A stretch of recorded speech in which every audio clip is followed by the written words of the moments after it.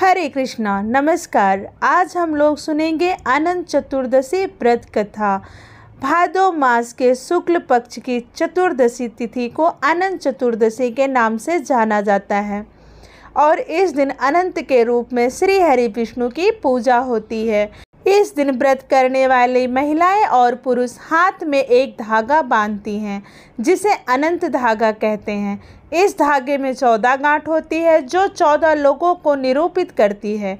पुरुष इस धागे को अपने दाएं हाथ में और महिलाएं अपने बाएं हाथ में बांधती हैं। भविष्य पुराण के अनुसार जुए में पांडव राजपाट हार कर जब जंगल में भटक रहे थे और कई प्रकार के कष्टों को झेल रहे थे, तब भगवान श्री कृष्ण ने उन्हें अपना अनंत चतुर्दशी का व्रत करने की सलाह दी और उसी व्रत के प्रभाव से पांडव सभी कष्टों से मुक्त हुए और महाभारत के युद्ध में उन्हें विजय प्राप्त हुई। अनंत चतुर्दशी के दिन ही गणपति विसर्जन भी होता है, जो कि लगातार 10 दिन के गणेश उत्सव के समापन का दिवस होता है और इस दिन भगवान गणपति की उस प्रतिमा को किसी बहते जल वाली नदी, तालाब या समुद्र में विसर्जित किया जाता है, जिसे गणेश चतुर्दशी को स्थापित किया गया होता है। और गणपति उत्सव के इस अंतिम दिन को महाराष्ट्र में एक बहुत ही बड़े उत्सव की तरह मनाया जाता है।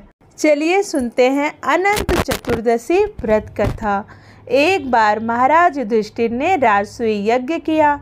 उस समय यज्ञ मंडप का निर्माण सुंदर तो था ही, अद्भुत भी था।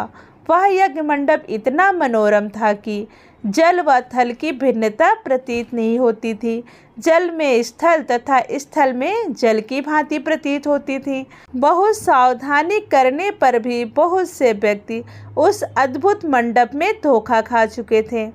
एक बार कहीं से टहलते टहलते दुर्योधन भी उस यज्ञ मंडप में आ गया और एक तालाब स्थल को समझ उसमें गिर गया। द्रौपदी ने यह देखकर अंधों की संतान अंधी कहकर उनका उपहास किया। इससे दुर्योधन चिढ़ गया।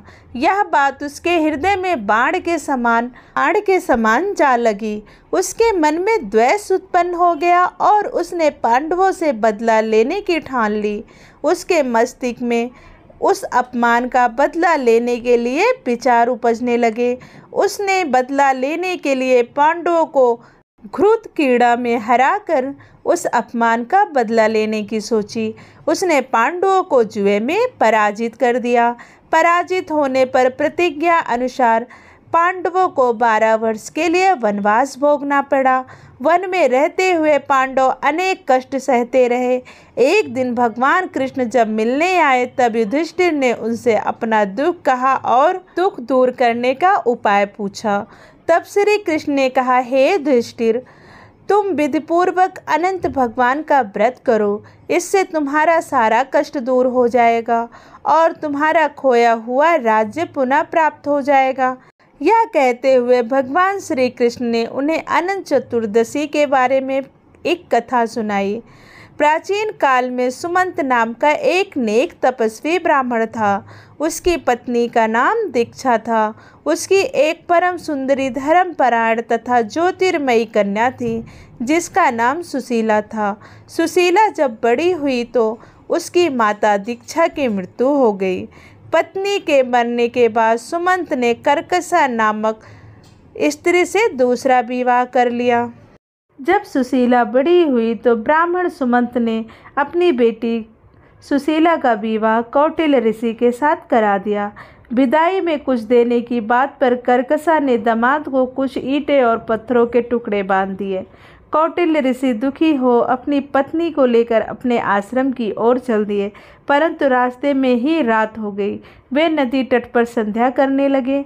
सुशीला ने देखा वहां पर बहुत सी स्त्रियां सुंदर वस्त्र धारण कर किसी देवता की पूजा कर रही हैं। सुशीला के पूछने पर उन्होंने विधिपूर्वक अनंत व्रत का महत्व बताया। सुशीला ने वहीं पर उस व्रत का अनुष्ठान किया और 14 गांठों वाला डोरा हाथ में बांधकर ऋषि कौटिल्य के पास आ गई।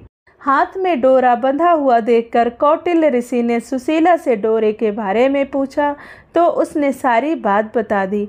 उन्होंने डोरे को तोड़कर अग्नि में डाल दिया। इससे भगवान अनंत जी का अपमान हुआ। परिणामतः ऋषि कौटिल्य दुखी रहने लगे। उनकी सारी संपत्ति नष्ट हो गई। अनंत ऋषि दुखी रहने लगे और उन्होंने अपनी पत्नी से कहा कि हम कैसे इतनी जल्दी कंगाल हो गए, इस दरिद्रता का क्या कारण हो सकता है। तब उनकी पत्नी ने उन्हें बताया कि आपने अनंत भगवान का डोरा जलाने का अपराध किया है, आपको इसका पश्चाताप करना चाहिए। तब इसका पश्चाताप करते हुए ऋषि कौटिल्य अनंत डोरे की प्राप्ति के लिए वन में चले गए। वन में कई दिनों भटकते भटकते निराश होकर एक दिन भूमि पर गिर पड़े। तब अनंत भगवान प्रकट होकर बोले, हे कौटिल्य, तुमने मेरा तिरस्कार किया था, उसी से मैंने तुम्हें इतना कष्ट भुगवाया है। तुम दुखी हुए हो, अब तुम्हें पश्चाताप हो रहा है। मैं तुमसे प्रसन्न हूँ। अब तुम घर जाकर विधिपूर्वक अनंत व्रत करो। 14 वर्ष उपरांत व्रत करने से तुम्हारा दुख दूर हो जाएगा, तुम धन धान्य से संपन्न हो जाओगे। ऋषि कौटिल्य ने भगवान के बताए हिसाब से वैसा ही किया। उन्हें सारे कलेशों से मुक्ति मिल गई। श्री कृष्ण की आज्ञा से युधिष्ठिर ने भी अनंत भगवान का व्रत किया, जिसके प्रभाव से पांडव महाभारत युद्ध में विजयी हुए तथा चिरकाल तक राज्य करते रहे। अनंत चतुर्दशी पूजा विधि। इस दिन प्रातःकाल स्नान के बाद पूजा स्थल पर कलश स्थापित करें।